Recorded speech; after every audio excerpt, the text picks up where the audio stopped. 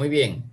Como universidad continental que tiene el propósito de generar impacto positivo en la sociedad, deseamos contribuir en esta difícil situación de diversas formas.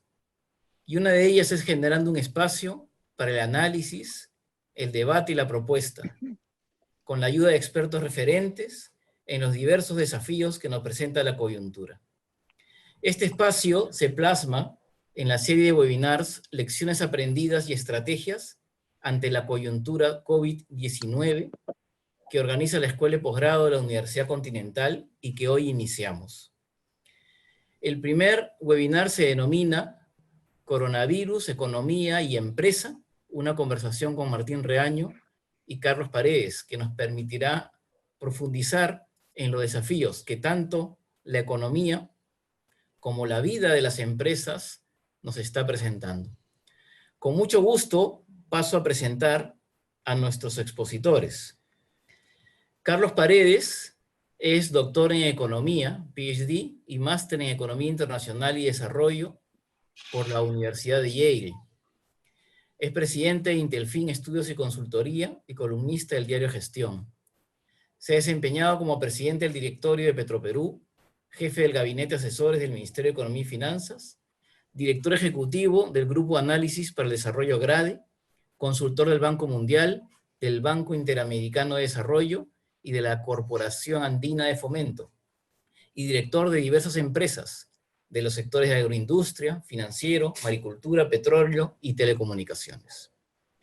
De otro lado, Martín Reaño es Máster in Business Administration por la New York University, con especialidades en finanzas corporativas y negocios internacionales. Es consultor con 28 años de experiencia en consultoría de alta gerencia. Es también gerente general de Reaño Asesores Financieros. Ha sido director financiero del staff corporativo de Yambal Internacional, asesor de la presidencia en la Corporación Andina de Fomento, asociado senior en McKinsey & Company, Nueva York. La dinámica que vamos a seguir en esta tarde será contar en una primera ronda con la participación de cada uno de los expositores por 15 minutos. Empezamos por Carlos Paredes. En una segunda ronda tendremos una conversación entre ambos expositores, en total por 10 minutos, luego de lo cual daremos pase a la ronda de preguntas. En el momento de las preguntas, el chat estará habilitado para que puedan plantearlas a los expositores. Entonces, invitamos en primer término a Carlos Paredes para su exposición. Adelante, Carlos. Buenas tardes. Quiero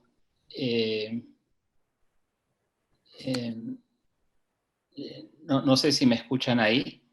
Te escuchamos perfectamente. Ya, y estoy compartiendo mi pantalla, ¿se ve bien?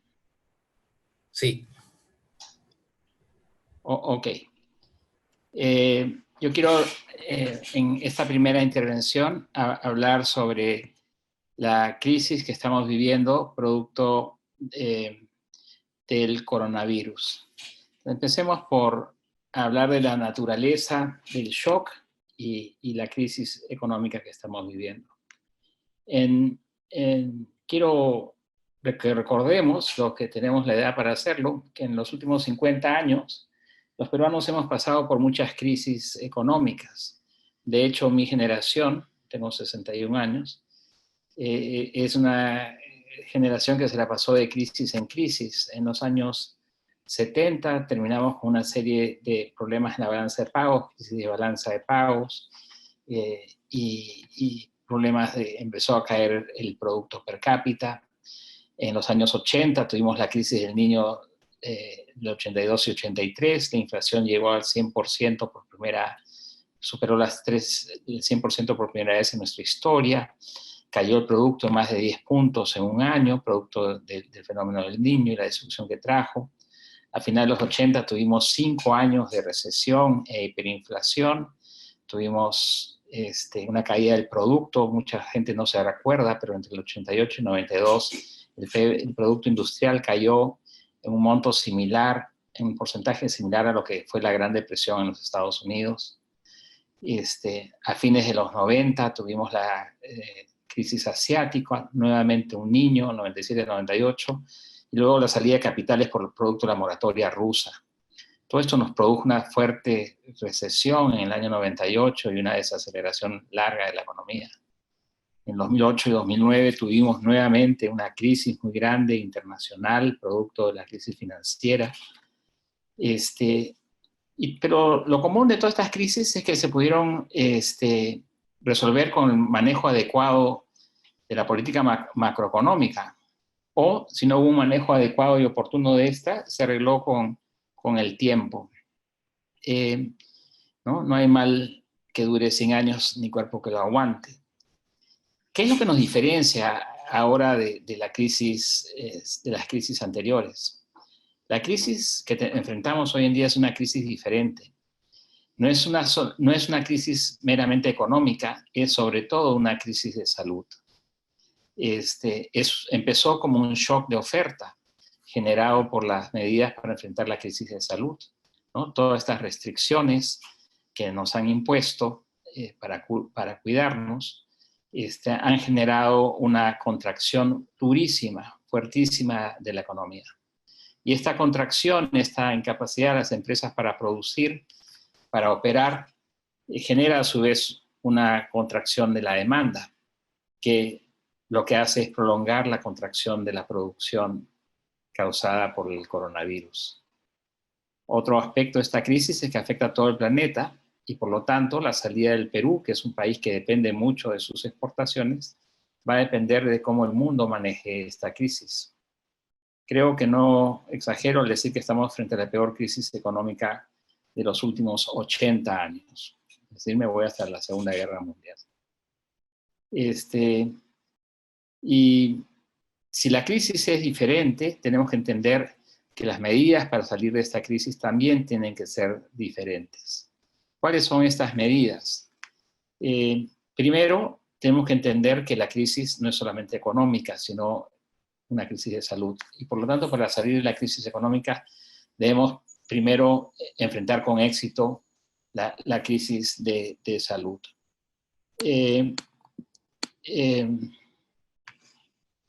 Necesitamos delinear una hoja de ruta contingente en materia de salud, saber a dónde estamos yendo, cuáles son las cosas que pueden pasar, a fin de que el resto de políticas públicas, incluyendo la política, poder definir el manejo del resto de políticas públicas, incluyendo la política macro. Y acá hay un punto muy importante. Necesitamos identificar y cuantificar los trade-offs existentes entre la salud pública y la economía, ¿no? ¿Cuál es el costo de oportunidad de medidas que tomemos para proteger la salud? ¿Cuánto nos cuesta en términos de producción, de empleo, de bienestar físico? No podemos tomar decisiones de manera racional si no sabemos cuál es el costo de ellas. Y en este contexto de la naturaleza de esta crisis, creo que es claro que el manejo adecuado de la política macroeconómica, que es un manejo de la demanda, una política anticíclica, no es suficiente. Necesitamos de medidas adicionales y extraordinarias, a las cuales no estamos acostumbrados. No puedo... Ajá. ¿Cuáles son estas medidas adicionales y extraordinarias? Primero, necesitamos tener intervenciones focalizadas. Y esto no es algo a lo que estemos acostumbrados los economistas. Necesitamos atender a segmentos de la población vulnerables, a sectores productivos y regiones específicas. Necesitamos priorizar, no podemos hacerlo todo, la restricción presupuestal es muy fuerte. Necesitamos identificar y destrabar cuellos de botella en las diferentes cadenas productivas. No podemos solamente trabajar con políticas macro agregadas, ¿no? De fiscal y monetaria. Hay que intervenir en sectores productivos. Y acá hay que ser consciente que el sector público no cuenta con la información ni la experiencia necesarias para hacer este tipo de intervenciones. Y por lo tanto va a tener que coordinar estrechamente con el sector privado y generar lazos de confianza. los cuales no necesariamente existen. Creo que salir de esta crisis implica que las necesidades de financiar las intervenciones van a ser muy grandes. Y esto se va a producir cuando la recaudación fiscal esté cayendo. Entonces vamos a tener un déficit muy grande. Y no hay problema con tener un déficit muy grande. Justamente hoy, cuando necesitamos usar los ahorros que hemos generado a lo largo de tantos años. Necesitamos un manejo fiscal muy agresivo y audaz. Por el lado monetario, por el lado financiero, tenemos que ser conscientes que ya varios de los eslabones de la cadena de pagos ya se rompieron. Hay que evitar que esta cadena de pagos se termine de romper. Requerimos, por lo tanto, un programa masivo de apoyo crediticio a las empresas y a las personas a través del sistema financiero. Y también tenemos que ser conscientes que el sistema financiero va a ser muy golpeado. ¿Cómo no podría serlo si el sector real se está derrumbando? Entonces, acá la Superintendencia de Bancos va a tener que flexibilizar la normativa de provisiones y otras regulaciones, pero eso tampoco va a ser suficiente. Es muy probable que se requiera, al final de este proceso, fortalecer patrimonialmente a las instituciones financieras. Por suerte, empezamos de una posición muy sólida de nuestro sistema financiero. Pero un deterioro rápido y fuerte de la cartera puede poner en problemas a cualquier sistema financiero. Por lo tanto, vamos a tener que fortalecerlo. Y para terminar, la pregunta, si es que estamos avanzando en la dirección correcta. En materia de salud, que es lo principal, creo que la mayor parte de nosotros estamos de acuerdo en que el aislamiento social mandatorio para casi todos los peruanos ha sido acertado, aunque el costo ha sido muy alto. Pero tras comprobar esto, necesitamos ser conscientes de que necesitamos más pruebas de diagnóstico, necesitamos tests. La OMS nos dice que necesitamos tests, estos kits para poder identificar quién está infectado y poder hacer intervenciones focalizadas. Necesitamos invertir en equipos para atender a los enfermos y necesitamos hacer esto de manera muy rápida porque ya estamos con la crisis encima. Y claramente en materia de salud no podemos seguir con programas de aislamiento masivo como los que estamos teniendo ahora, sino que hay que ir a medidas focalizadas en personas y territorios. Hay que hacer cercos epidemiológicos. Pero para hacer esto necesitamos tener más información. Hay que invertir en estos kits de diagnóstico. En materia fiscal, el avance ha sido muy limitado. Hay que ser claros. Estamos confundiendo el apoyo que se está dando a través de líneas de crédito, como si esto fuese política fiscal de este año. La respuesta a política fiscal han sido unos bonos relativamente pequeños en relación a la magnitud del shock. Y si no actuamos con firmeza y de manera oportuna, esto se va a ampliar y va a afectar la cadena de pagos, la cadena productiva, el empleo y el bienestar, y nos va a terminar costando más fiscalmente que si actuamos oportunamente.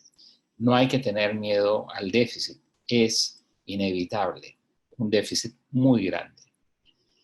Creo que tenemos los recursos fiscales para ser más proactivos, pero tenemos que ser también conscientes de las limitaciones y la disfuncionalidad de nuestro aparato estatal, por lo que hay que trabajar con el sector privado. Nuevamente, esto nos trae al tema de la confianza en el sector privado. Y finalmente, en materia de monetaria y regulación bancaria, el Banco Central dio pasos rápidos, fuertes y efectivos para aliviar el problema de liquidez. Estoy seguro que lo continuarán haciendo en las próximas semanas. También es cierto que el Banco Central puede asumir parte del costo de los programas de apoyo crediticio. Al igual que el MEF, no debe tener miedo a incurrir en pérdidas. Tiene una solidez patrimonial muy grande. Y hay que empezar a evaluar qué tipos de medidas vamos a tener que poner adelante para lidiar con el deterioro patrimonial del sistema que se avecina. En resumen, creo que es justo decir que se han dado pasos en la dirección correcta, pero hay que ser más ambiciosos y agresivos en el futuro inmediato. Con eso termino esta primera intervención. Muchas gracias, Carlos. Entonces, pasamos ahora a escuchar a Martín Reaño. Adelante, Martín. Muchas gracias. Voy a pedir, por favor, que, Carlos, si puedes dejar de compartir tu presentación para poder colgar la mía. ¿Ya? Gracias. Perdón, un segundo. Voy a sacar mi presentación.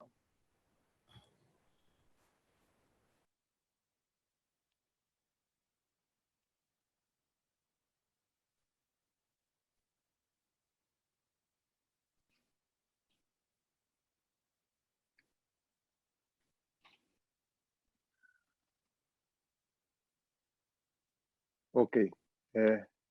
Entiendo que ya está. ¿Se ve la presentación?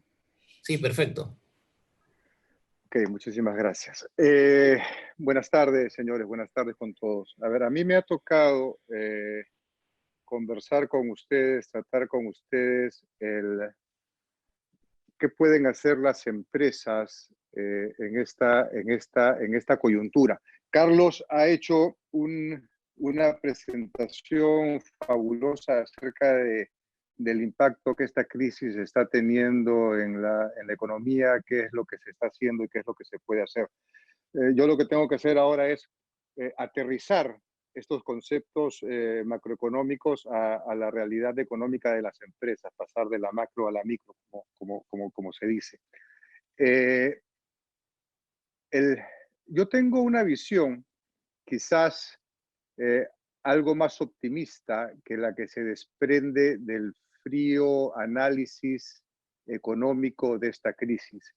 Y tengo una visión algo más optimista porque el empresariado peruano ha demostrado en múltiples oportunidades una resiliencia extraordinaria, además de una creatividad fabulosa para poder amoldar sus negocios a las diferentes coyunturas y salir adelante. Carlos ha hecho un recuento de las diferentes crisis por las que hemos atravesado últimamente y las empresas están ahí. Los empresarios siguen siendo una clase que empuja al Perú, que da empleo, que invierte su dinero en este país.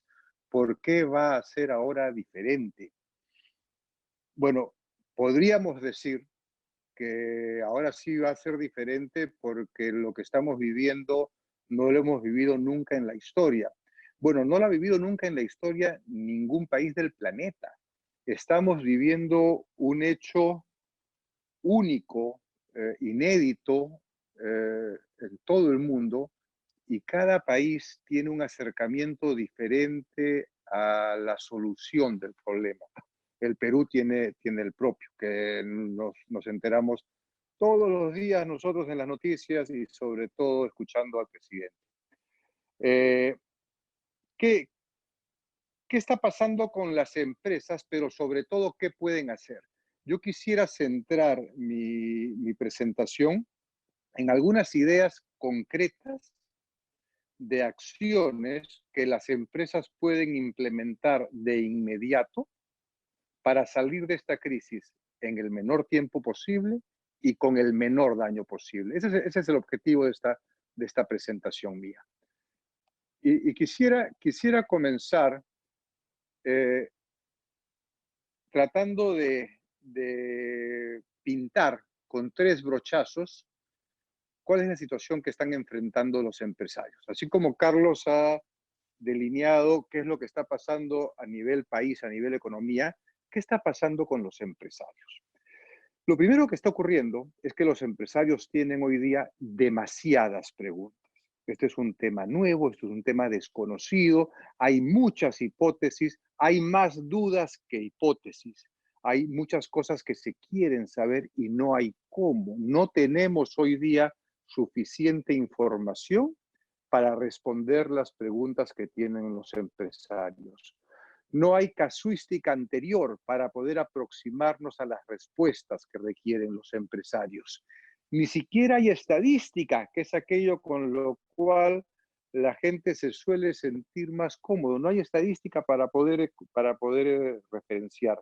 Estamos entonces en un contexto de máxima incertidumbre. Ni siquiera sabemos qué medida va a anunciar mañana el gobierno para tratar de paliar esta crisis, para apoyar a las empresas. Ni siquiera sabemos cómo van a reaccionar aquellas facciones de la población que se sientan que están siendo mal representadas por lo que está haciendo o dejando de hacer el gobierno. Mucha incertidumbre. Lo segundo es la gran pregunta. ¿Es esta una crisis estructural que está remeciendo los cimientos de la economía y de las empresas peruanas? ¿O es esta más bien una crisis coyuntural de la cual saldremos más rápido que tarde? La diferencia es importante. De una crisis estructural demoramos años en salir. De una crisis coyuntural demoramos trimestres en salir. Los empresarios están clamando por tener alguna luz acerca de esta distinción. ¿Cuál es mi punto de vista? A diferencia de la crisis global financiera del 2008, esa crisis se generó porque el sistema financiero no tenía plata para darle a las empresas. Si los bancos no le dan plata a las empresas no pueden invertir, no pueden dar empleo y no pueden producir, todo se va descalabrando. Los bancos hoy día tienen plata. Esta no es una crisis financiera, esta es una crisis de oferta. El problema es que no hay producto. No hay producto porque la gente no está yendo a sus empresas y a las fábricas porque no puede estar junta. Una vez que la gente empiece a salir hacia sus centros de trabajo, este shock de oferta va a empezar a debilitarse. El problema, y lo mencionó Carlos, es si este shock de oferta se termina convirtiendo en un shock de demanda. Sí, lo que termina ocurriendo es que hay desempleos masivos y la gente deja de comprar, deja de demandar. Esta crisis sí se puede convertir en estructural y ahí sí vamos a demorar mucho tiempo en salir de ella. Yo sigo pensando que es una crisis coyuntural porque su génesis es un shock de oferta. Y en segundo lugar, porque el Estado está tomando todas las medidas apropiadas y pertinentes para que no lleguemos a un shock de demanda. ¿Cómo terminará esta historia? Tendremos que ir monitoreando día a día. Pero hoy día yo no creo que estemos hablando de una crisis estructural. Y la tercera característica de esta crisis es que no a todos les afecta por igual. No, acá cada sector está siendo afectado de manera diferente y con intensidad diferente. Y acá, en esta estadística o en esta predicción que ha hecho una firma de consultoría, podemos ver en el lado izquierdo lo que están en rojo, están los sectores que se prevé van a tardar más tiempo en salir de la crisis. Turismo, por supuesto. ¿Quién estará pensando hoy día en subirse a un avión o en alojarse en un hotel? Fabricación de prendas no esenciales, de productos no esenciales, también se va a demorar mucho en salir, porque la gente, las familias, ahora, algunas se van a quedar sin trabajo, otras van a ganar menos y otras van a ser muy cautelosas en sus esquemas de consumo. Van a comprar lo necesario. Restaurantes, gimnasios, teatros, entretenimiento en general, va a demorar mucho. En el otro extremo, los que están en verde, suministros médicos, van a salir muy rápido. Quizás no entren a una crisis como industria. Cuidado personal también, porque son industrias acíclicas. Comercio electrónico, yo creo que hay que esperar que buena parte del consumo presencial hoy día migre al consumo por Internet y eso se va a corregir rápidamente. Entonces, gran incertidumbre, crisis coyuntural, vamos a salir en trimestres y no en años, y no afecta a todos por igual. Algunos sectores sí se van a demorar. Ahora, ¿qué pueden hacer las empresas? Lo que puedan hacer las empresas, por supuesto, va a depender de muchos factores, entre otros, en qué industria están, como acabo de demostrar en la lámina anterior, para ver con qué intensidad han sido afectadas. También va a depender del tamaño de la empresa, va a depender de en qué situación financiera la crisis ha encontrado a estas empresas.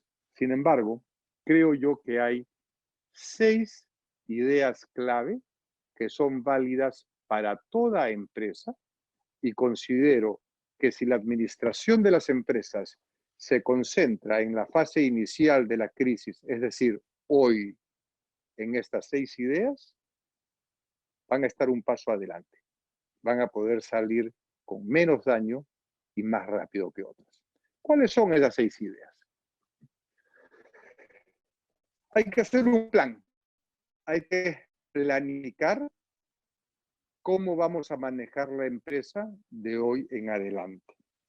Y quizás cuando hablo de plan, no me refiero a grandes ejercicios de discusión democrática acerca de la visión, la misión, los valores compartidos, no. Me refiero a un plan mucho más aterrizado, a un plan que solo contenga objetivos de muy corto plazo, con estrategias y tácticas para llegar a los objetivos de muy corto plazo, estrategias y tácticas que deben ser muy concretas, con indicadores de desempeño claros y cuantificables para que podamos quincena a quincena ver si es que los vamos cumpliendo. Hay grandes enemigos de los planes, planificación estratégica que le llaman. Winston Churchill tenía una frase simpaticísima. Él decía, los planes rara vez sirven para algo, pero planificar es indispensable. Y en esta coyuntura, planificar es indispensable, porque las empresas van a tener recursos muy escasos y van a tener que ser muy sabios decidiendo en dónde asignar esos recursos. ¿Cuál es el tip acá? Hagan su plan, pero solo por 4 meses. No pretendan planificar más allá porque no tenemos respuestas para más allá. En segundo lugar, toda inversión no indispensable, patéela. Quizás concéntrese en el mantenimiento de los equipos. No es momento de invertir en crecimiento, por lo menos por estos 4 meses. Lleguemos al mes 4 y ahí sentémonos y preguntémonos qué puedo hacer ahora. En 4 meses ya vamos a tener información. En tercer lugar, asegure la caja. Este es un momento de estar líquidos, recortemos gastos, seamos muy eficientes en el capital de trabajo. La caja es lo que nos va a permitir sobrellevar la fase inicial de esta crisis. No son las ventas, no son las utilidades, es la caja, como dijo Carlos, que no se rompa la cadena de pagos. Cuarta acción, endeúdese. La deuda es buena. Hay 2 opciones. La empresa trabaja o con la plata del accionista o con la plata del banco. Por muchas razones que no vamos a discutir hoy día, la plata del banco es mucho más barata que la plata del accionista. Además, hay que estar atentos a las medidas que está lanzando el gobierno. Va a haber cierta cantidad de dinero que los bancos van a colocar a tasas bastante preferenciales. Hoy es el momento de endeudarse, aunque se tenga la liquidez. Guarde la liquidez, la puede necesitar más adelante. Además, recuerden, por favor, estoy hablando de 4 meses, no estoy hablando de que esto va a ser permanente. Este es un plan de 4 meses. En quinto lugar, en toda crisis hay heridos, en toda crisis hay oportunidades. Este es el momento de estar con ojo avisor, tratando de identificar y de capturar esas oportunidades. El empresario no tiene la vocación de estar tirado en una cama lamentándose de su mala suerte y por qué los chinos se comieron un murciélago y se descalabró el mundo. Los empresarios son aquellos que están permanentemente atentos a lo que está pasando a su alrededor y están identificando de qué oportunidades se pueden aprovechar. Van a surgir muchísimas oportunidades. Este es el momento de renegociar todos los contratos, de renegociar todos los términos con sus proveedores, de renegociar con los bancos. Es el momento de identificar nuevas líneas de negocio, es el momento de cortar grasa que tenían en la empresa, pero como estábamos muy cómodos, como había plata, no hacíamos nada o no nos dábamos cuenta. Hay empresas que ya se están percatando que ya ni siquiera van a necesitar alquilar tantos metros cuadrados, porque les va muy bien a ciertas personas trabajando desde su casa. Identifiquen las oportunidades. Y por último, busque un socio. El empresario peruano, por tradición, es muy casasola. Se siente muy bien manejando su empresa como su chacra y sin tener que rendirle cuentas a nadie. En algunas circunstancias eso es correcto, pero cuando la empresa ha quedado dañada, cuando la empresa ha quedado debilitada por una crisis, tiene mucho sentido invitar a un socio que ponga en la empresa capital y además talento que puede tenerlo. En una crisis tiene mucho sentido que empresas que han quedado dañadas se fusionen y entre las dos o tres se conviertan en una mucho más fuerte, mucho más sólida. Termino entonces diciéndoles a los empresarios que sí hay cosas que pueden hacer desde ya. Es más, estas 6 acciones que yo les propongo no dependen de nadie para hacerlas. El empresario solamente con decidir pensarlas e implementarlas ya está listo. Muchas gracias. Muchísimas gracias, Martín, y gracias a ambos por sus brillantes presentaciones. Es el momento ahora de la conversación entre ambos expositores. Este es un espacio para que haya, no sé, una reacción a lo que han comentado cada uno, ¿no? De repente, Carlos, tú puedes empezar y generar el espacio de conversación. Está muy bien. Bueno, muy interesante lo que nos ha dicho Martín. Creo que tenemos una idea clara de cuál es el horizonte temporal en el cual está pensando Martín Reaño, ¿no? Nos habla de un plazo muy corto, nos habla 4 meses, planifiquen para los siguientes 4 meses. ¿Y por qué? Bueno, pues porque no sabemos qué viene después, no tenemos la información, no sabemos qué va a pasar. Ha sido muy clara. Y ha dicho, oye, ten efectivo, guarda tu caja, endeúdate, pero guarda tu caja. Y guarda tu caja porque se van a presentar oportunidades y también porque no sabemos qué va a pasar. Y hay que tener caja para situaciones de tanta incertidumbre. Y ese yo creo que es uno de los grandes problemas que enfrentamos desde el punto de vista macroeconómico ahora. Es la incertidumbre. Martín también nos dijo a los empresarios, no inviertas, pospon todas las inversiones que no sean indispensables, ¿no es cierto? Y todo esto es un discurso coherente con un comportamiento racional en un momento de extrema incertidumbre como el que estamos viviendo hoy en día. Y creo que mucha gente le va a hacer caso a Martín. Y en ese contexto va a ser probable, es probable que nos estemos enfilando hacia una recesión muy fuerte. ¿Cuánto tiempo dure esa recesión? Después del shock inicial de oferta que nos hemos referido Martín y yo, las recomendaciones que hace Martín es, oye, aguanta el carro, ¿no es cierto? Protégete, cuídate. Entonces eso ya empezamos a hablar de la demanda. Ya ese shock de demanda ya lo estamos viviendo hoy en día y ese corte a la cadena de pagos, esos eslabones que ya se han empezado a romper. Entonces, ¿cómo remediamos eso desde el punto de vista macro, que es el que me ha tocado a mí en esta oportunidad de conversar? Yo creo que lo que hay que dar es pasos muy firmes para que los empresarios tengan menos incertidumbre, tengan una sensación de que vamos a salir de esto antes que después. Porque que vamos a salir de esto, vamos a salir. El mundo no se va a acabar, ¿no es cierto? Ni la economía se va a derrumbar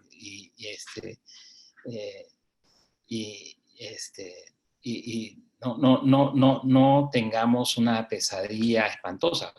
Vamos a tener un bajón muy fuerte de la actividad económica, una contracción económica que de repente cae 10 puntos el producto, y eso es una barbaridad. Pero ya nos ha pasado antes y ya hemos salido de esas situaciones antes. Entonces, tengamos la certeza de lo que dijo Martín. Los peruanos somos resilientes, sabemos lucharla y vamos a salir adelante. Pero no porque seamos resilientes, no porque hayamos probado salir adelante,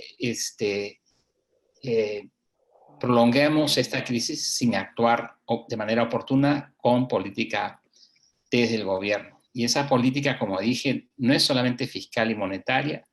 Hay que tener intervenciones rápidas para minimizar daños en la cadena productiva. Hay que trabajar con el sector privado de la mano, hay que coordinar. Ha habido mucha falta de confianza en los últimos años entre ambos sectores, privado y público. Necesitamos cooperar, compartir información y trabajar juntos. Si no se hace, y esperamos que lo hagan todos los funcionarios públicos, que no son muy proclives a tomar decisiones por una serie de factores, entonces esto se va a demorar mucho. Oye, Carlos, bien interesante lo que tú planteas, porque efectivamente, como ambos creo que coincidimos, si esto se convierte en un shock de demanda, la crisis va a ser más profunda. Y por otro lado, si los empresarios se comportan de manera racional, eso sería parte de la receta para una recesión y que se prolongue la crisis. Ahora, yo quisiera ver también el otro lado de la moneda, porque hay cosas que se podrían hacer para evitar una crisis prolongada y porque hay características de nuestro sector empresarial que también podrían ayudar a evitar caer en una crisis prolongada. Coincido también contigo en que este es un esfuerzo que va a tener que ser de todos los peruanos. Esto no es un trabajo solamente del Poder Ejecutivo o del Poder Ejecutivo y el Legislativo o de tres grandes empresas. Es más, yo me atrevería a decir que la salida de esta crisis va a ser un trabajo conjunto de varios países en clusters. Los países van a tener que ayudarse, van a tener que compartir y que colaborar entre ellos. Esta es una crisis que tiene, entre otras sus particularidades, que no hay a dónde correr. No es que los empresarios pueden agarrar su billete y llevárselo a otro país porque allá la gente se muere menos de coronavirus. Esto no va a funcionar así. Lo que le va a quedar al empresario es seguir apostando por su país. Y en este equipo de gente donde todos tenemos que participar, cada uno desde su trinchera, con su grano de arena, yo creo que el país cuenta con la fortuna de tener a un equipo económico de lujo. Cuando estamos diciendo que Julio Velarde, el presidente del Banco Central, está hoy día en la posición donde está, que tiene esa relación extraordinaria y cercana con la ministra de Economía, que está brillando por sí misma, eso debe dar mucha confianza. Además que son profesionales que tienen un pie en cada uno de los dos sectores, entienden el aparato público, entienden el sector empresarial. Creo yo que Julio Velarde todavía tiene mucho que decir y mucho que anunciar sobre medidas de política monetaria y lo escucharemos en los próximos días. ¿Qué creo yo que va a pasar con el sector empresarial? Una de mis hipótesis es que en algún momento se va a iniciar algo similar a lo que en su momento y en otra parte del mundo se llamó el Plan Marshall. Grandes proyectos de inversión financiados por el Estado o quizás cofinanciados por el Estado y que absorban una gran cantidad de mano de obra. Estos proyectos se van a convertir en fuente importante de empleo y estamos hablando de masas de personas que van a tener un ingreso y con ese ingreso van a comprar, van a demandar. Probablemente esta va a ser una herramienta importante para evitar o menguar los efectos de un shock de demanda. Además, en este país hay todo por hacer. Todas las obras de infraestructura que no se han venido haciendo en los últimos 20 años por diferentes razones políticas o de corrupción, este va a ser el momento de emprenderlas. ¿Podría esto generar inflación? Sí, pero ¿qué importa? ¿Qué importa? Nos ocuparemos de eso después. Lo segundo que creo que va a pasar es que va a haber un sector que, con los aspectos negativos que esto tiene, va a seguir actuando como un amortiguador del desempleo, que es el sector informal. Este es un país de empresarios informales. Probablemente en el futuro cercano lo que va a ocurrir es que van a haber más empresarios informales. Y ahí está la resiliencia del peruano. Podemos discutir si son personas con empresas o si son autoempleados de sus propios negocios, pero ahí va a haber una válvula de escape. Lo tercero que creo que va a ocurrir es que a una velocidad inusitada, en el sector empresarial se van a empezar a derrumbar grandes paradigmas que han venido normando la forma de actuar del empresario.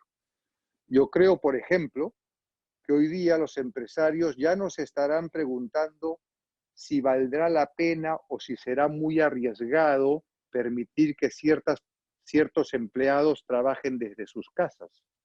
Yo creo que hoy día los empresarios estarán preguntando ¿a quién tendré que pedirle que regrese a la oficina a trabajar? Y antes no pensábamos así. Yo creo que una de las cosas que está ocurriendo es que muchos de los cambios que se iban a ver en este país dentro de 10 años están ocurriendo hoy día, a todo nivel. Los empresarios se están dando cuenta de lo importante que es el factor humano, por más que lo decían, porque era políticamente correcto decirlo, ¿no? Ahora tienes que cuidar la vida y la salud de tus empleados, porque si no, te quedas sin negocio. Los bancos están entendiendo, creo yo, que van a tener que ser un poco más moderados con las tasas de interés que cobran. En general, se viene una manera de hacer negocios diferente a la que conocemos hasta ahora, y esa manera nueva de hacer negocios va a estar perfectamente amarrada a la nueva coyuntura que se va a presentar. Pero ojalá, Carlos, y en eso creo que ustedes, los economistas, tienen muchas ideas, se evite un shock de demanda. Yo no sé, Carlos, si tú consideras que las medidas que ya ha venido anunciando el gobierno son suficientes para evitar un shock de demanda.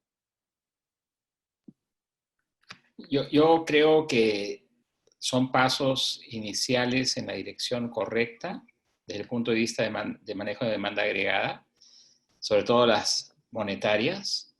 Creo que en la parte fiscal, como ya dije, nos falta ser más audaces y agresivos.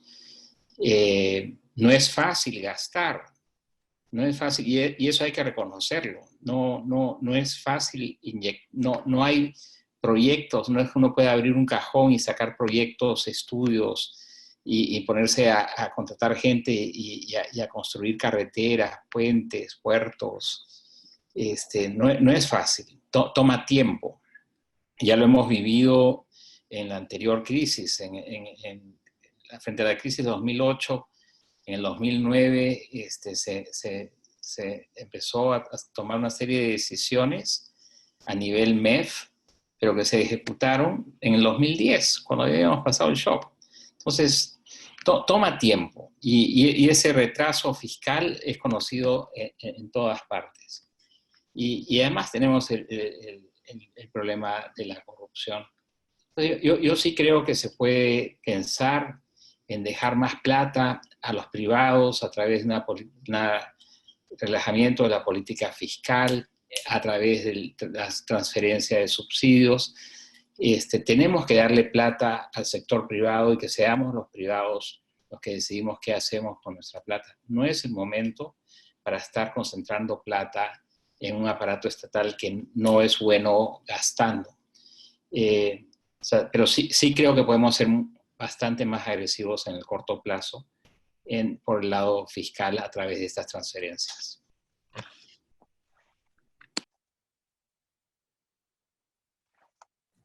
Muy bien, muchísimas gracias. Pasamos a la ronda de preguntas. Ya pueden las y los participantes hacer sus preguntas en el chat. Voy a ir leyendo algunas preguntas para que, por favor, nuestros expositores las puedan contestar. Una primera pregunta es sobre la propuesta esta de retiro del 25% de las AFPs.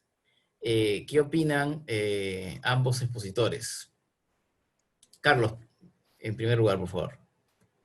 Sí, mira, el ahorro previsional se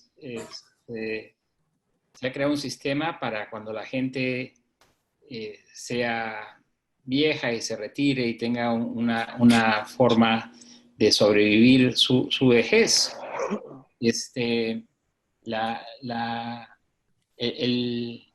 Hay mucha gente que se opone a esa medida porque estamos desvirtuando el objetivo de ese ahorro.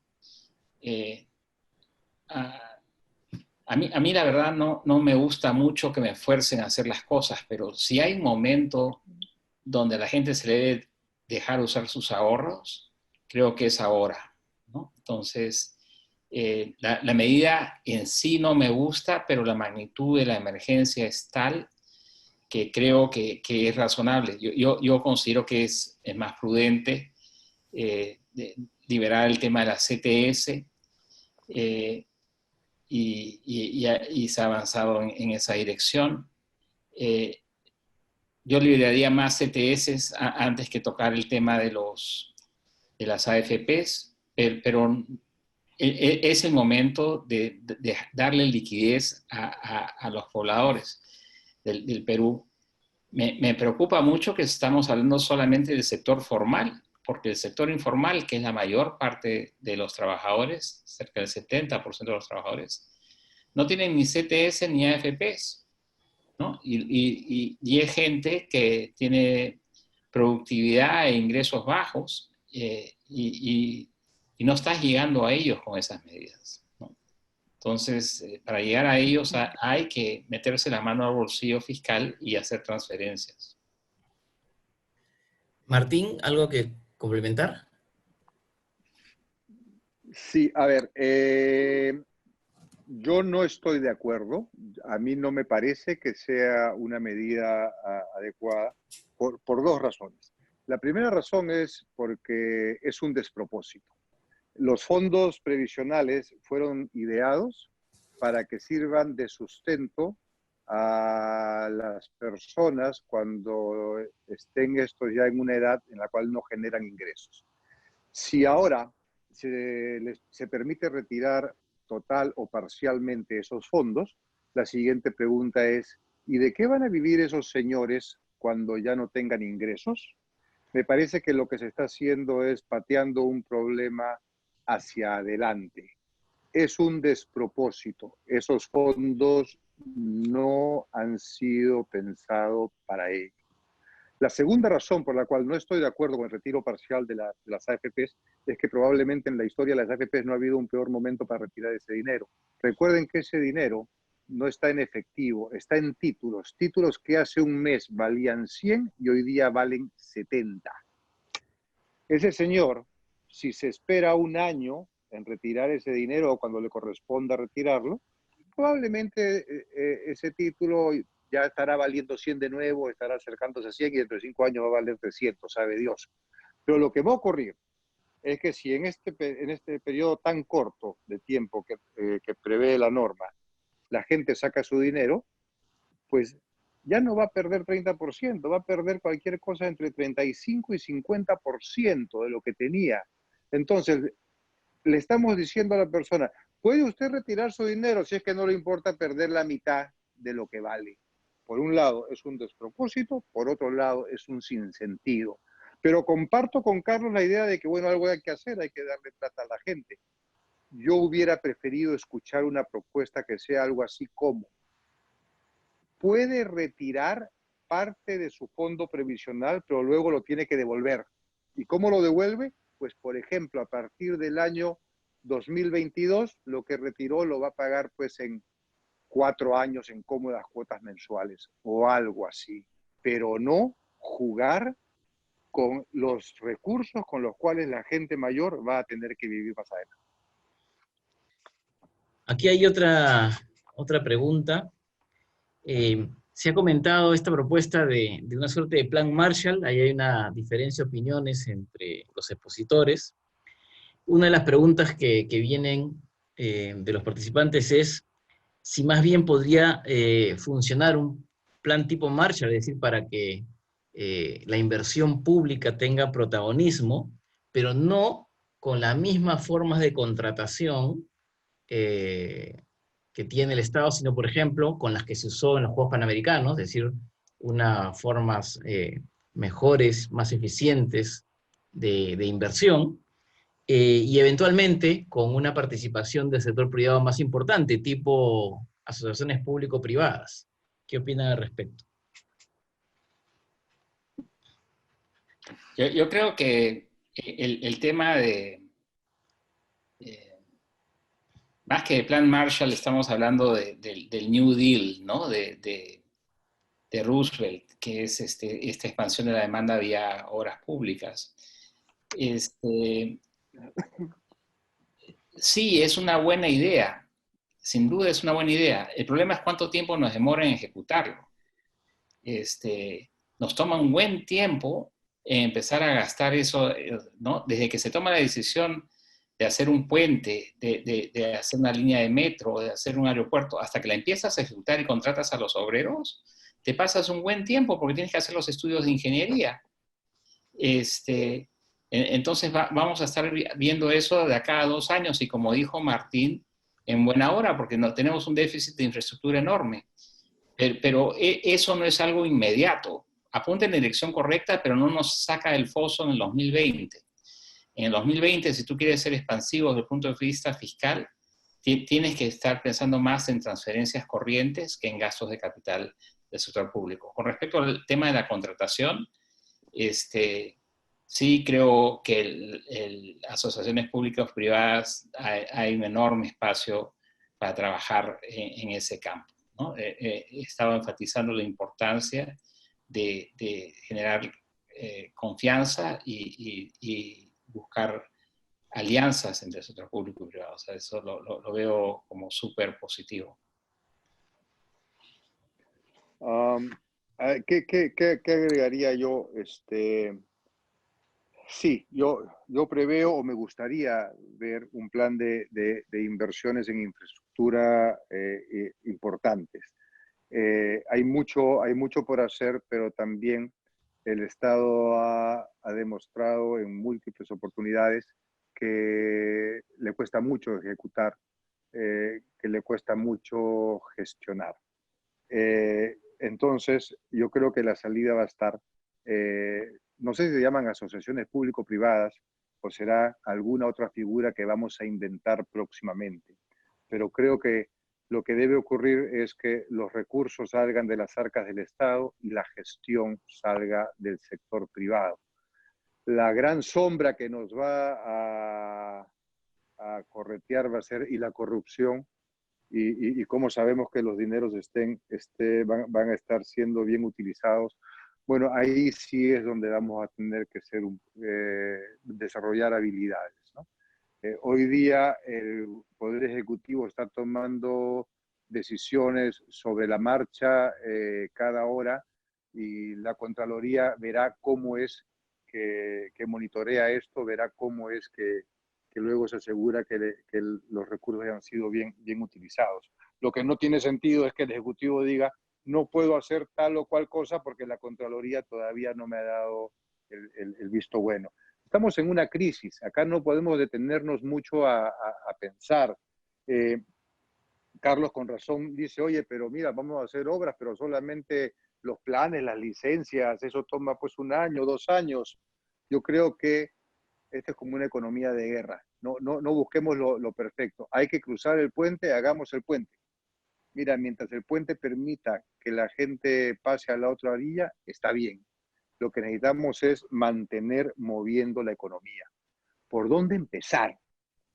Mi sugerencia para este esfuerzo, recursos del sector público, gestión del sector privado, es empezar por todas aquellas obras que se han quedado en el camino a medio hacer.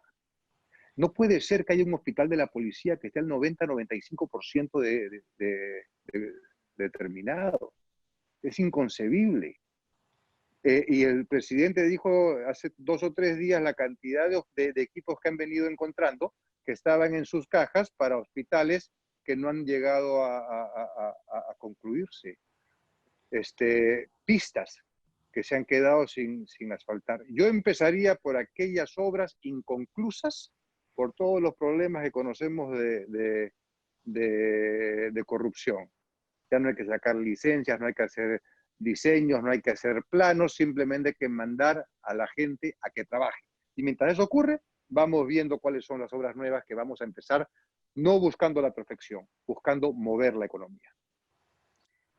Hay aquí varias preguntas sobre el tema de ayudas para las pequeñas y microempresas, para los emprendedores.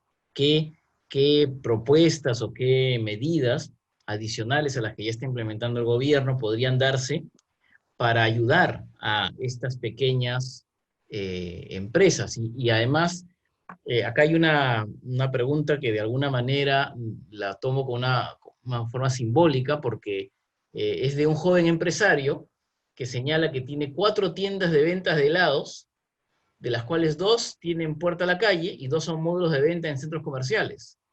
Pero teniendo entendido que los helados no serían productos de primera necesidad, tiene obviamente una preocupación de cómo va a poder enfrentar la situación. Una buena noticia que tiene en este caso es que no tiene deudas con ningún banco, pero tiene que pagar pues el alquiler de los locales que son altos. Entonces, lo menciono como un ejemplo, me parece simbólico, de la ayuda, de la situación por la que están pasando pequeños y micros empresarios. ¿Qué se podría hacer adicionalmente al respecto?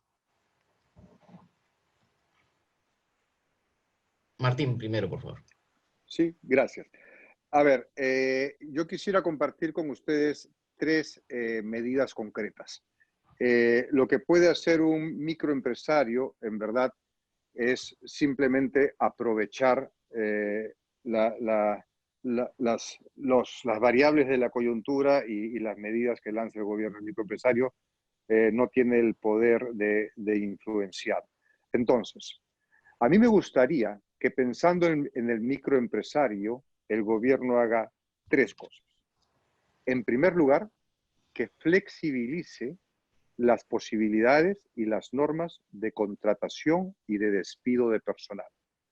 Hoy día, el gobierno está haciendo todo lo posible para que no haya despidos y está muy bien. Sin embargo, la realidad de los microempresarios es otra. Van a haber microempresas que si no reducen personal van a quebrar y ya no serán 1 o 2 personas las que se queden sin trabajo, van a ser 30 o 40 personas las que se queden sin trabajo. Flexibilidad para contratar, nuevos regímenes de contratación que impliquen menores sobrecostos a la microempresa. No estoy hablando para siempre, por lo menos en un corto plazo.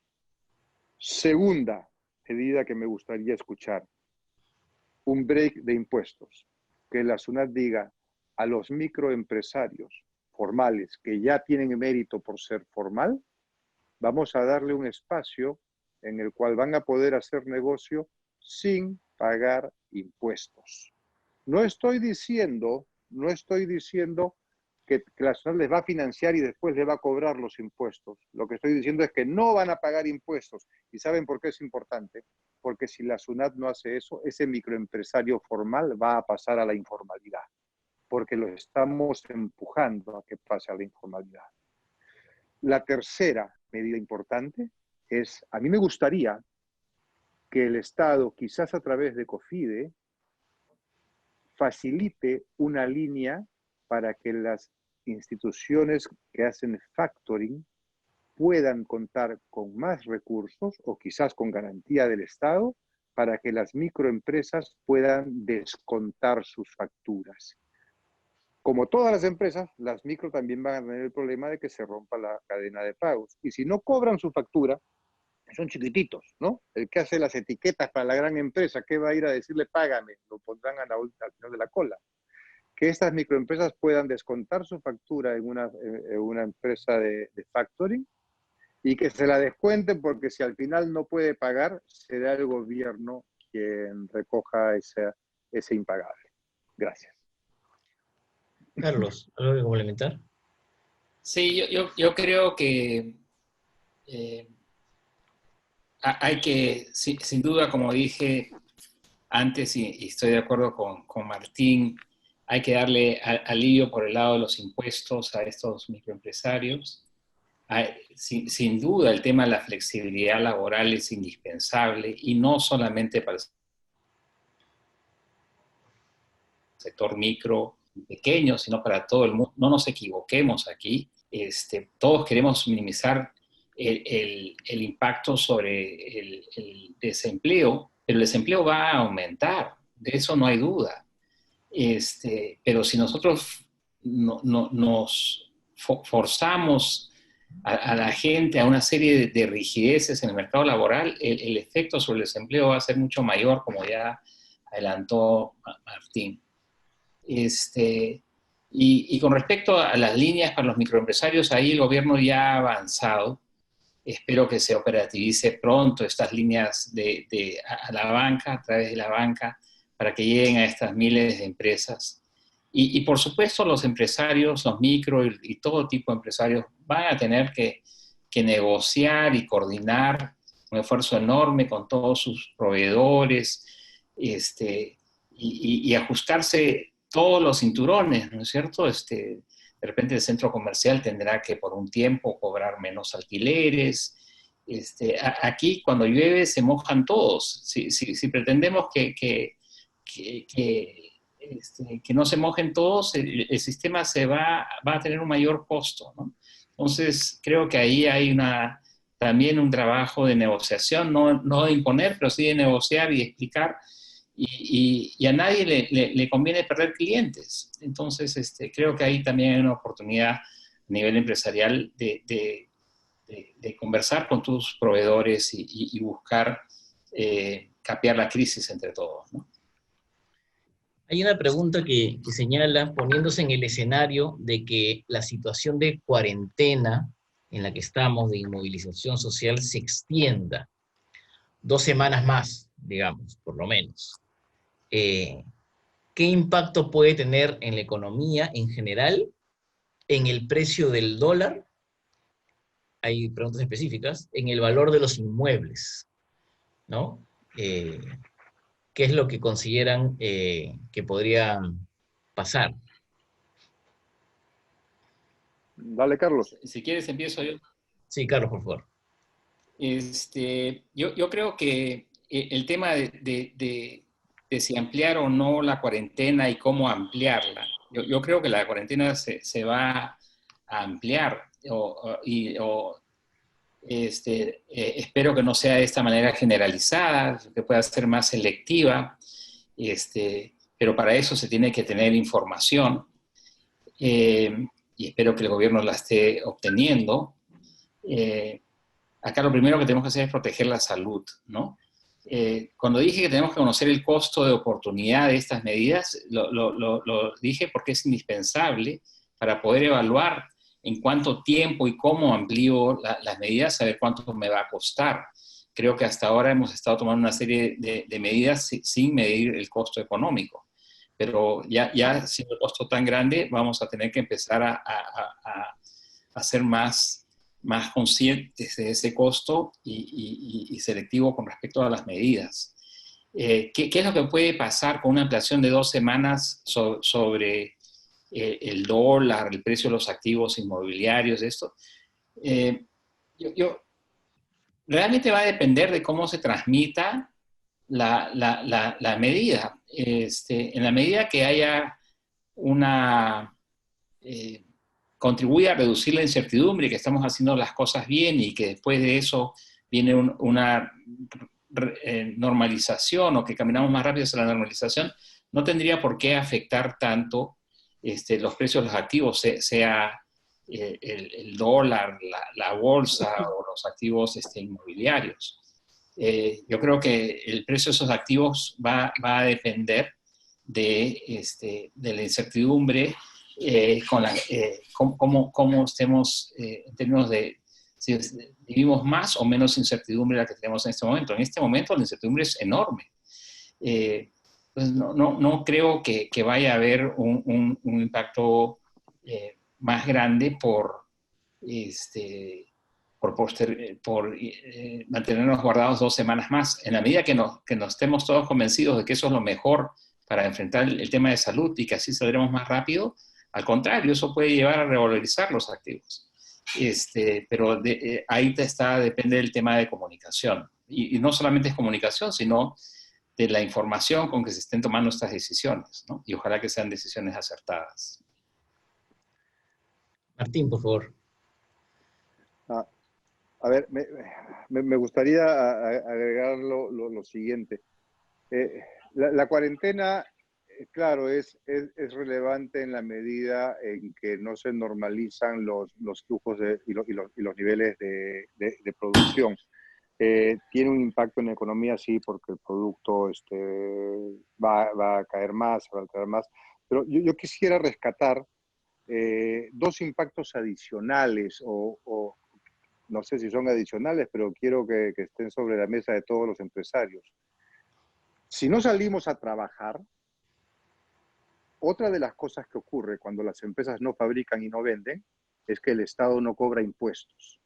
Y el Estado necesita recaudar para solventar las medidas de urgencia que está lanzando y que seguirá anunciando. Hay un efecto de ingresos para el Estado. En segundo lugar, si no salimos a trabajar, no exportamos. Y si no exportamos, no ingresan dólares al país. Y el país necesita dólares porque la industria peruana es muy dependiente de componentes importados. Si no tenemos dólares, no podemos comprar materiales para poder producir en el Perú. Tenemos que tener claro que cuando hablamos de cuarentenas extendidas, con lo cual no estoy diciendo que esté en contra de extender la cuarentena, pero cuarentenas extendidas tienen un impacto en las arcas del fisco y un impacto en el ingreso de divisas para el país. ¿Qué pienso que va a pasar con el dólar? ¿Puede saltar el dólar? Yo creo que más relevante de lo que ocurra en el Perú con el dólar va a ser cuáles van a ser los resultados de inflación en Estados Unidos. Vamos a ver qué pasa con la economía americana y en cierta medida eso se va a trasladar al precio del dólar en el mundo. Y en cuanto al precio de los inmuebles, que hay una preocupación de esta persona, este asistente que plantea el tema, yo creo que va a haber un efecto diferenciado, ¿ya? Yo creo que aquella parte de la venta de inmuebles que iba dirigida a inversionistas va a caer de precio, ese sector se va a retraer. Hablo de aquellos departamentos de 30 metros cuadrados que inversionistas compraban para alquilar bajo el esquema Airbnb. Bueno, se acabó, pues. Ya no va a haber turismo por un buen tiempo. ¿A quién le van a alquilar esos departamentos? Esos departamentos pequeños, yo pensaría que van a caer de precio. ¿Qué va a pasar con los departamentos de 90 metros a más? Yo creo que no va a pasar mucho, porque ellos tienen una demanda vegetativa. La gente forma su propia familia y necesita departamentos. Yo creo que más bien va a depender de la disposición de los bancos para seguir dando créditos hipotecarios en condiciones atractivas. Comentaron también ustedes acerca de que la crisis también son ocasiones para identificar oportunidades. Entonces vienen aquí algunas preguntas relacionadas a ello. ¿Es una oportunidad de invertir en la bolsa? Pregunta un participante. Otro participante pregunta, ¿en qué sectores es donde pueden surgir mayores oportunidades para hacer negocios, digamos, incluso en esta coyuntura? Y más bien, el otro lado de la moneda, ¿cómo ayudamos al sector turismo, que efectivamente va a ser, ya está siendo muy duramente golpeado, pero del que depende muchas personas? Lo mismo con el sector de restaurantes, que es un orgullo nacional. Empezamos, Martín. Ya. A ver, oportunidades de invertir en la bolsa, sí. Sí, porque las acciones están cayendo por la coyuntura actual y en algún momento tendrá que haber la corrección. Lo que nunca sabemos es cuándo va a ser ese momento en el cual se va a corregir el precio. Entonces la recomendación siempre va a ser, si va a invertir en la bolsa, arriesgue aquel dinero que usted sabe que no lo va a necesitar, porque no sabes cuándo vas a poder retirarlo, no sabes cuándo la acción va a volver a su precio normal. Pero que hoy día es una fuente de oportunidades, sí. Y si se materializa esto de retirar los fondos de las AFPs, las acciones en la bolsa local van a caer aún más oportunidad para ganar plata en la bolsa. ¿Y en qué sectores deberían estar las oportunidades o habrán más oportunidades? Yo creo que todavía es pronto, pero ya hay cosas que se pueden vislumbrar. Si sospechamos que la gente va a preferir salir menos a la calle e interactuar menos con otros humanos, en el delivery de productos, de documentos, de mercaderías, de alimentos, hay oportunidades. En tecnología hay oportunidades. Esta plataforma que estamos usando, Zoom, hoy día vale $30,000 millones. De la información que alguien me pasó hace dos o tres días. ¿Qué otras cosas hay para hacer en tecnología? El otro día me mostraban un servicio que permite darle valor legal a un correo electrónico con una empresa que opera en España y en el Perú está aprobado. Hace poco me mostraban una aplicación que no es una firma electrónica, es una firma que tiene audio, que tiene video y que tiene huella digital, todo desde el smartphone y no tiene valor notarial, pero hay muchísimas transacciones que no requieren la intervención de un notario. ¿Dónde hay oportunidades? En sector salud, sin duda. Vamos a quedar muy sensibilizados acerca de la importancia de tener servicios de salud a la altura, de poder ser autosuficientes en algunas cuestiones, algunos productos básicos de salud. Miren, hace 3 días nos hemos enterado que ya podemos nosotros en el Perú fabricar respiradores mecánicos. 3 días atrás no sabíamos eso. ¿Y por qué no los empezamos a exportar entonces? Deben haber otros sectores sin duda. ¿Y qué pienso que puede ocurrir con los sectores que van a salir más golpeados, turismo, restaurantes? Probablemente la respuesta se refiere a entretenimiento en general. No puedo adelantar opinión, no se me ocurre. Yo creo que todavía tenemos que andar un poco más en esta crisis para ver cómo nos vamos a acomodar.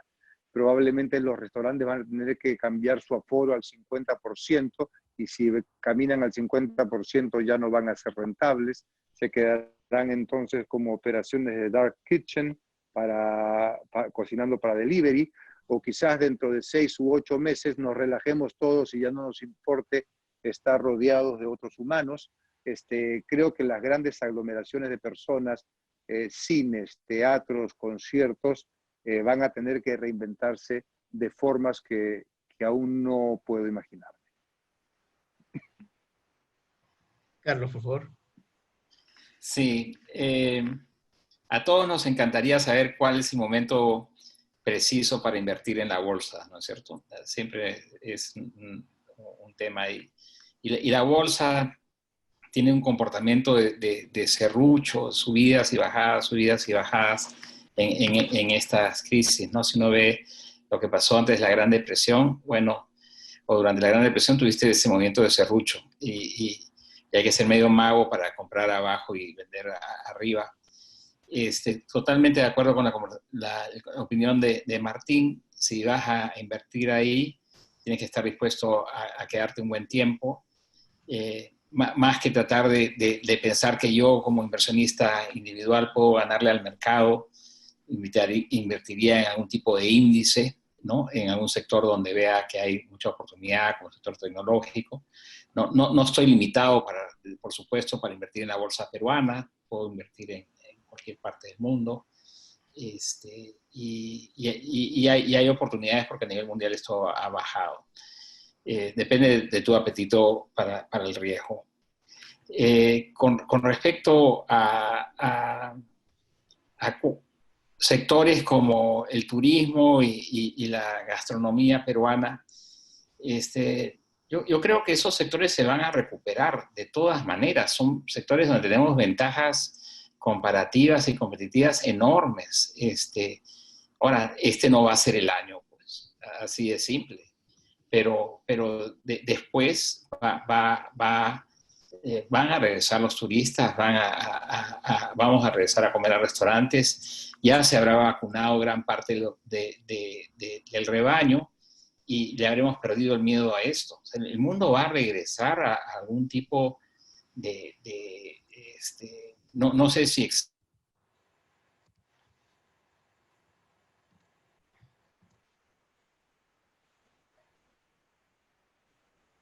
Carlos, se ha deshabilitado tu audio, sí, ahora sí.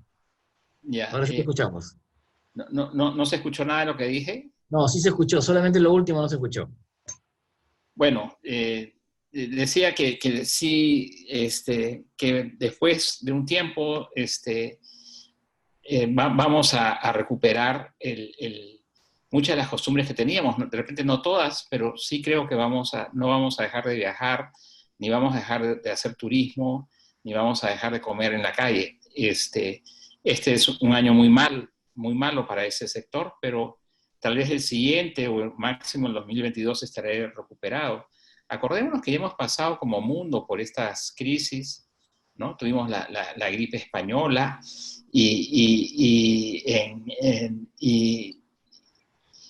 después de la crisis tenemos que estar seguros de que nos vamos a recuperar. Yo creo que no debemos pensar que esto es el fin del mundo, porque no lo es, ¿no? No lo es. Y en ese sentido, si tenemos la caja de la que hablaba Martín, para identificar estas oportunidades, y tengo el tiempo para aguantar, yo creo que hay oportunidades como en la bolsa. No sé si en este momento, tal vez yo esperaría un poquito más. Creo que hay posibilidades de que a nivel mundial tengamos más incertidumbre y los precios bajen, y habrá en pocos meses empezará la recuperación, que no va a ser inmediata. La recuperación esto no va a ser una V chica, ¿no es cierto? Esto va a ser más como una U con una parte de abajo de la letra muy, muy, muy larga. Entonces, creo que va a haber una buena oportunidad de acá a unos meses para decidir poner esos excedentes en activos que estén con precios muy deprimidos, ¿no? Bueno, el tiempo nos ha ganado. Le agradecemos a Martín Reaño y Carlos Paredes por sus brillantes exposiciones. Creo que ha sido exposiciones y una conversación muy fructífera para todos los participantes. Aprovecho en comentarle a los asistentes que pueden acceder a una certificación digital de esta participación.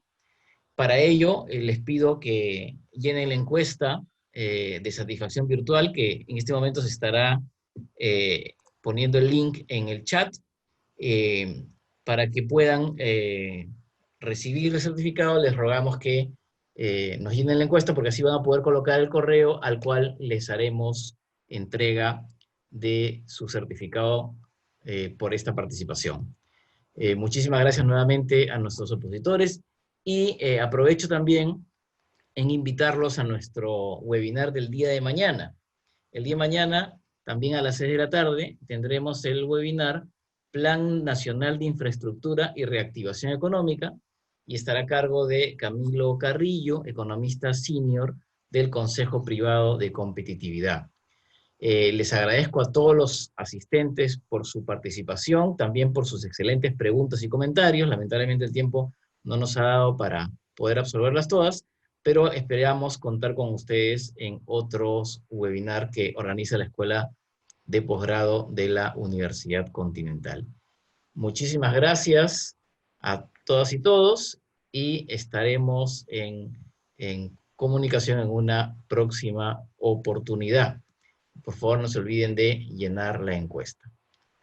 Y efectivamente también vamos a participarles de la grabación de esta interesante exposición y conversación, para que puedan verla nuevamente. Muchísimas gracias. Gracias, Carlos. Gracias, Martín. Hasta pronto. Gracias. Gracias. Buenas noches. Muy amable, gracias.